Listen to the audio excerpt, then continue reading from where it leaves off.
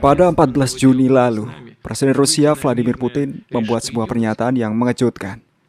Bahkan bagi warga Ukraina, ini mungkin menjadi salah satu harapan mereka untuk sepenuhnya keluar dari neraka konflik ini.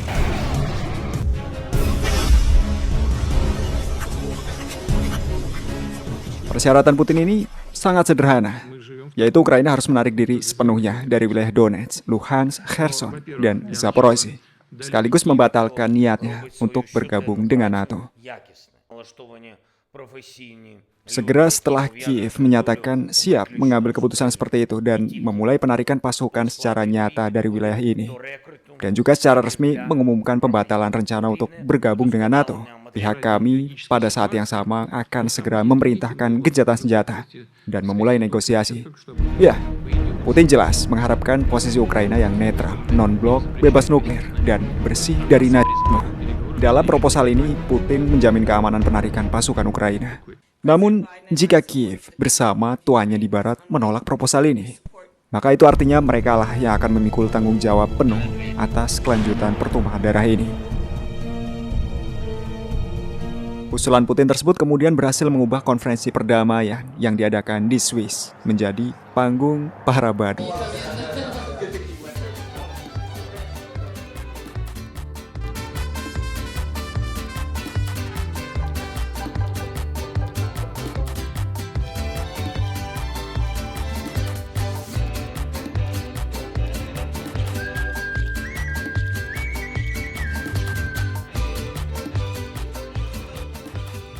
Dan jawaban dari kolektif Barat dapat ditebak. Tanggapan terhadap usulan Putin tersebut tidak terlalu menggembirakan. Sang hegemon seperti biasa masih menganggap diri mereka sebagai polisi dunia. Jadi, melalui Lloyd Austin, mereka dengan cukup arogan mengatakan bahwa Putin tidak dalam posisi untuk mendikte Ukraina tentang apa yang harus dilakukan untuk mencapai perdamaian. Penolakan proposal perdamaian Putin juga datang dari Roma. Perdana Menteri Italia, Giorgia Meloni, bahkan menyebut inisiatif Putin tersebut sebagai propaganda.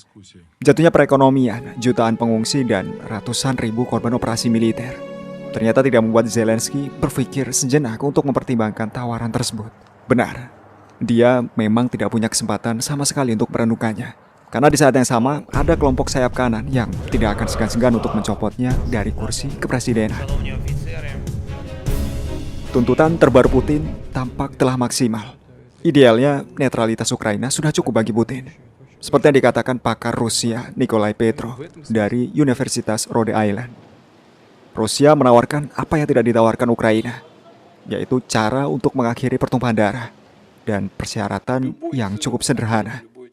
Usulan Putin tersebut juga sekaligus menjawab kekhawatiran Barat yang tidak berdasar selama ini, di mana mereka terus-menerus menuduh Rusia bermaksud menaklukkan seluruh Ukraina dan bahkan seluruh Eropa. Dengan hadirnya usulan Putin tersebut, sekarang menjadi jelas bahwa Rusia ternyata membatasi sasaran teritorialnya hanya pada 4 wilayah yang saat ini mereka duduki sebagian. Titik. Jadi, setelah penolakan Barat terhadap usulan Putin, semuanya menjadi jelas. Pertempuran berdarah terus berlanjut. Mobilisasi Ukraina nyatanya masih jauh dari yang diharapkan Bankovka. Rekrutmen yang dikumpulkan ternyata hanya memenuhi setengah dari kebutuhan angkatan bersenjata Ukraina. Ini kemudian membuat Panglima tertinggi Angkatan Bersenjata Ukraina, Alexander Syrsky, mendapati dirinya dalam situasi yang sulit. Di Kharkiv, orang-orang dikejutkan dengan jatuhnya 3 bom udara yang menghantam wilayah Kharkiv. Pihak berwenang Ukraina mengatakan 2 orang tewas dan 23 orang lainnya terluka akibat insiden tersebut. Kini media Ukraina sedang sibuk membesar-besarkan topik ini tentang kejahatan baru Rusia yang diduga menjatuhkan bom udara bukan pada sasaran militer, tetapi pada warga sipil. Namun setelah membaca dengan cermat laporan yang beredar, kami sampai pada kesimpulan bahwa kemungkinan besar telah terjadi penembakan KAB Rusia oleh pertahanan udara Ukraina. Foto KAB yang jatuh vertikal dan tidak lagi memiliki ekor jelas menunjukkan bahwa penerbangannya tidak normal.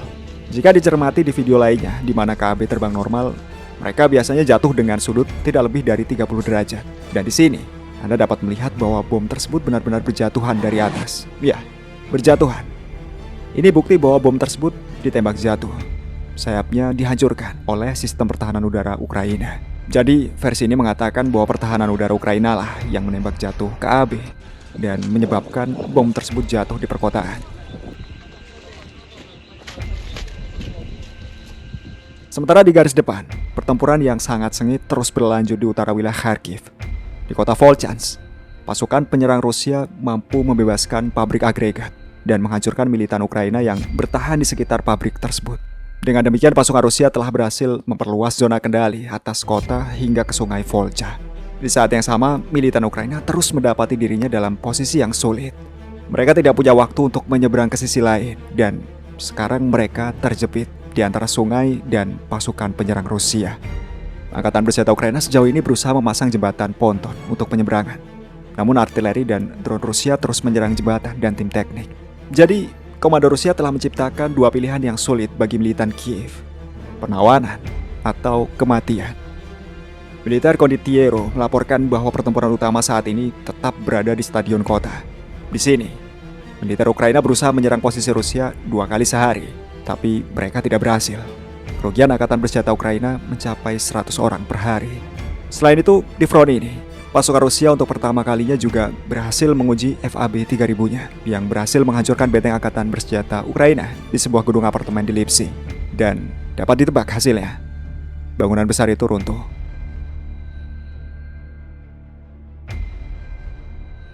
Bom dengan daya ledak tinggi tetap menjadi salah satu jenis senjata paling efektif tentara Rusia melawan benteng Ukraina. Mereka mempunyai cara lebih efektif untuk tidak hanya menghancurkan benteng musuh, namun juga menebar ketakutan di kalangan personel Ukraina. FAB digunakan Rusia untuk membuka posisi musuh yang dibentengi, seperti yang terjadi di dekat Avdiivka. Ada banyak sekali bom-bom ini yang digunakan oleh tentara Rusia sejak zaman Uni Soviet. Efek guncangannya tidak perlu diragukan lagi. Biaya produksinya yang rendah membuat bom-bom ini tidak ada bandingannya sama sekali. Dan ini ternyata bukan batasnya. Di gudang Kementerian Pertahanan Rusia, FAB 5000 dan FAB 9000 yang mengerikan masih menunggu untuk digunakan. Di era ini angkatan bersenjata Ukraina tampaknya mulai kehabisan tenaga. Meski begitu, masih terlalu dini untuk mengatakan bahwa militer Rusia berhasil mendapatkan kembali inisiatif sepenuhnya. Yang jelas, data operasional menunjukkan bahwa di Volchansk, pasukan Rusia kini lebih sering menyerang daripada menangkis serangan angkatan bersenjata Ukraina. Meskipun ada laporan pemindahan cadangan Ukraina ke arah Kharkiv, angkatan bersenjata Ukraina masih memiliki masalah serius di wilayah ini. Ya, setibanya di garis depan, personil Ukraina langsung terlibat dalam pertempuran. Dilaporkan bahwa seringkali mereka bahkan tidak diberitahu mengenai situasi mengerikan tersebut, di mana ada banyak drone di langit dan musuh yang sangat ramah. Sementara di Glubokoy dan Lipsy, angkatan bersenjata Ukraina terus-menerus menyerang dengan peperangan elektronik dan drone mereka. Namun terlepas dari keunggulan jumlah mereka, angkatan bersenjata Ukraina masih belum mampu mengubahnya menjadi situasi yang menguntungkan bagi mereka. Di Chasiv-Yar, pertempuran untuk Chasiv-Yar berubah menjadi pertempuran tanpa ampun dan tanpa akhir seperti sebelumnya di Bakhmut.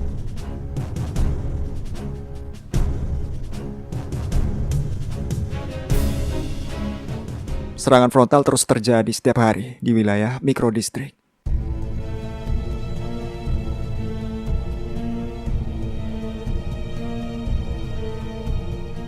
Di arah Dzerzhinsky atau Torets, angkatan bersenjata Ukraina mundur 5,3 km persegi dalam waktu kurang dari 24 jam. Seluruh wilayah yang hilang tersebut berada pada ketinggian lebih dari 250 meter. Angkatan bersenjata Rusia pada gilirannya berhasil menduduki sebelah barat desa Sumy, yang membuat angkatan bersenjata Ukraina kemudian mundur ke dalam hutan. Ke arah jalan raya utama T-0504, pagi ini pasukan Rusia berhasil memasuki pinggiran desa Vozvizenka. Dilihat dari apa yang terjadi hari ini, ada alasan untuk percaya bahwa pertahanan Ukraina di sini mulai retak karena pemindahan sebagian cadangan ke wilayah Dzerzhinsk, tempat unit Rusia melaporkan terobosan yang tidak terduga terhadap pasukan Ukraina. Unit penyerangan Rusia maju dengan dukungan kendaraan lapis baja, merobos garis pertahanan Ukraina dan memasuki pinggiran tenggara pemukiman. Vozvizenka adalah benteng terpenting Ukraina, di mana penaklukan desa tersebut akan menjadi yang terakhir sebelum pasukan Rusia menuju ke persimpangan jalan raya T-0504 menuju Mirnograd dan Pokrovsk. Wilayah kendali atas jalan ini akan menjadi bencana taktis bagi angkatan bersenjata Ukraina. Ini sebanding dengan runtuhnya pertahanan di Avdiivka. Laporan selesai. Silahkan berdiskusi dan libatkan diri kalian dalam proyek admin membangun channel ini bersama dengan beberapa orang-orang hebat ini.